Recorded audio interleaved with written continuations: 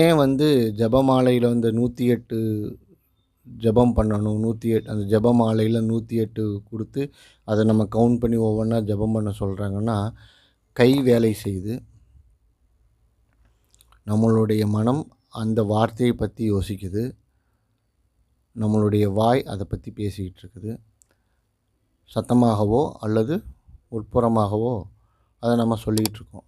இத்தனை செயல்கள் ஒரே நேரத்தில நடக்கும் பொழுது, நம்மளுடைய சிந்தனை இதில இருந்து வேற இடத்துக்கு போகாது.